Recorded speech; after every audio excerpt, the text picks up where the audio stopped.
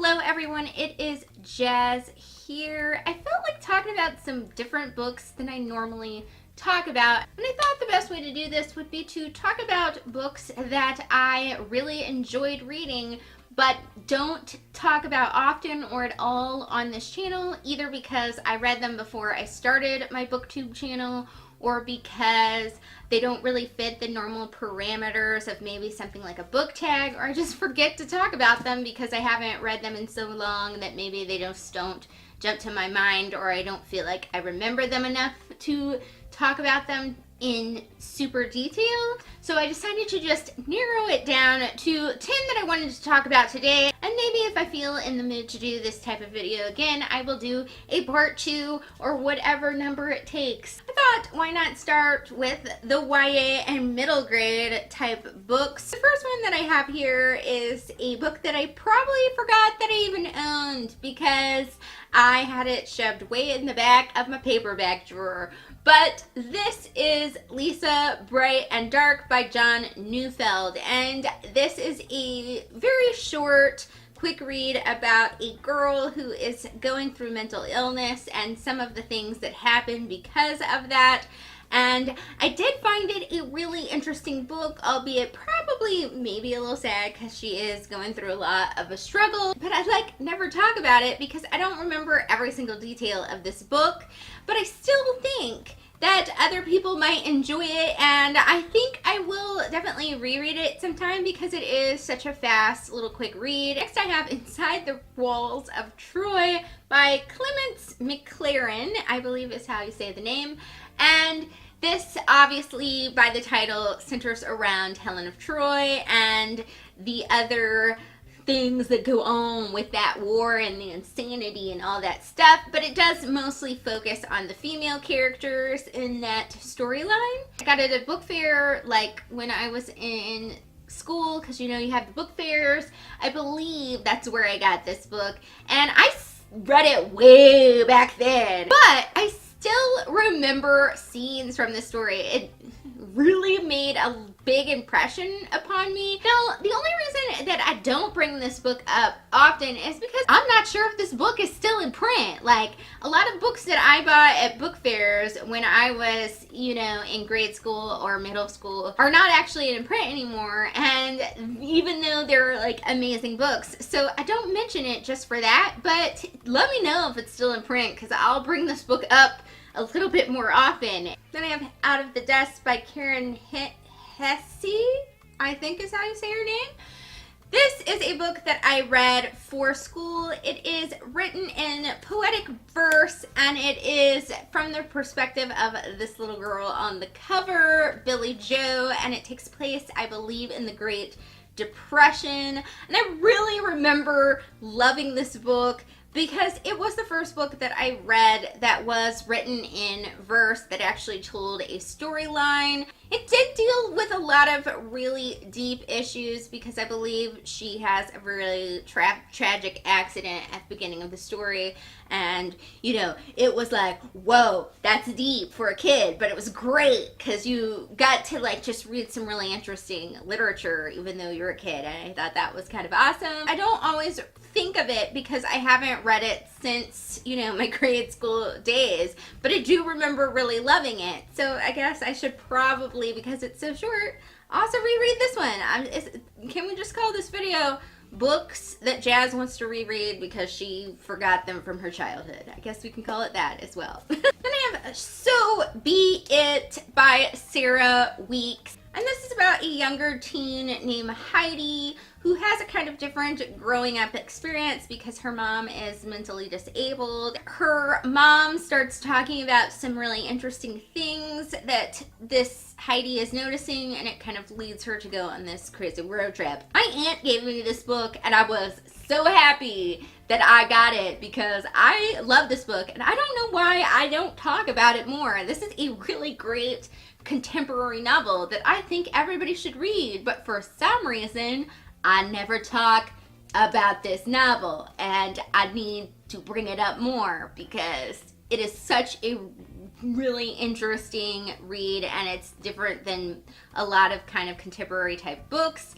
and it's just a really cool book. I need to bring this up more. Come on, Jazz, bring your life together. Catalyst by Lori Halse Anderson. This is a story about a teenage girl named Kate. She's already kind of going through a lot of craziness just because she has a lot of family and home sort of issues going on, and it's her senior year of school, I believe. And then her neighbor's house burns down because her father is a minister. He wants to be giving, and he takes in this family, which includes this teenage girl that is like Kate's nemesis. And it's just builds there and how they learn about each other and how different crazy things happen because of this sort of reaction that happens to what's going on. It's probably my favorite Lori Halse Anderson book. I folded and marked like flippin' quotes all over in this book. I love this thing, but for some reason, I guess because it doesn't necessarily fit the parameters of normal tag videos, or just doesn't fit into maybe some of my recommendation things, I don't think to mention it. And I need to, because it's really beautiful. Like, if you want this fabulous, meaningful, deep sort of contemporary novel that's maybe not a romance, but it is definitely just about people and how they think, this is one for you. You just need to get this young adult book because it is fabulous. But it gets deep though, y'all. Like, you might tear up just a little bit, but it's so good. Now for some adult novels. So first I have here Frank Peretti's The Visitation. It's about this pastor who lives in a small town, and in this small town, this person enters and claims to be the Messiah, and the national media like picks it up, and insanity ensues. The first Christian fiction book that I remember actually buying and reading because somebody recommended Frank Peretti to me, because I was like, I don't know that I like the normal Christian fiction book. It just seemed like a lot of them were period piece romances, which sometimes I'm in the mood for, but sometimes I want like a good thriller. And somebody, I can't remember who, recommended Frank Peretti to me, and I was like, sure, I'll try that. So I picked up a bunch of his books, and this was the first one of his that I read, and it was like amazing. But I just don't bring this book up because I do not remember every single element of this book. It was so very complex and it had so much to it. I mean, it's a pretty thick book, so there was just a lot of stuff going on, and I don't remember a lot of what happened with the antagonist angle of it. And I feel like then I can't really discuss it as well as I would like, so I just don't bring it up. But it is a really, really awesome book, and I guess I just need to read it again. Next I have The Girl with the Pearl Earring by Tracy Chevalier. Chevalier? I don't know. That's where we're going with it. There is a famous painting called The Girl with the Pearl Earring, and this is basically an historical fiction about that girl in the painting and sort of the backstory of the painting and what happens. I do remember really enjoying this book, really liking the writing style, finding it really interesting, but I read it way back in like my mid to late teens, and it's just been so long that I don't remember what happened. I even watched the movie around the same time, and you think I would remember more of the movie, but I don't even remember much of the movie. So yeah, it's just because I don't remember it. But also, it wasn't like this, it was like one of those amazing books that you read like maybe once or twice in your lifetime. Like, you don't read it every single year. You just like read it when you want to read some like really pretty writing and like focus on it. Maybe when it strikes my fancy, I will read it again. Then I have Daddy's Little Girl by Mary Higgins Clark.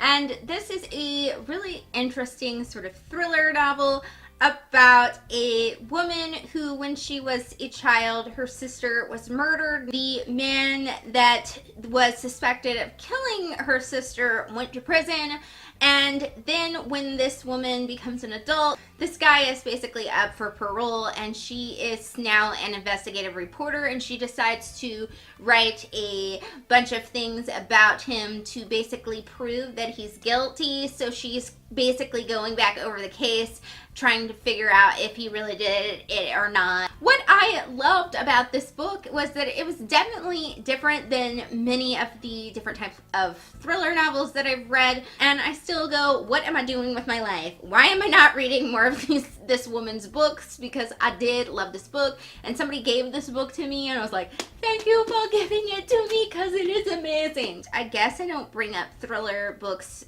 that often on my channel, even though I really do enjoy one when I read them. They don't like jump to my mind when I'm gonna go and talk about books, but this one is really good. We have The Bell Jar by Sylvia Plath. This is a pretty popular modern classic about a woman named Esther and sort of her struggles with mental illness. I did enjoy it. I found it really interesting. I really love the writing style and the poeticness of the writing. For some reason, when I think of this book, I actually think of more the time when I read it, like the time in my life when I read it, than the actual novel, and it kind of distracts me from, you know, thinking about the actual events in the book, because I think more about the events in my life when I think of this book, and maybe I just need to read it again, but I can't do that because I did buy this awesome 50th anniversary edition of it, so I am planning to someday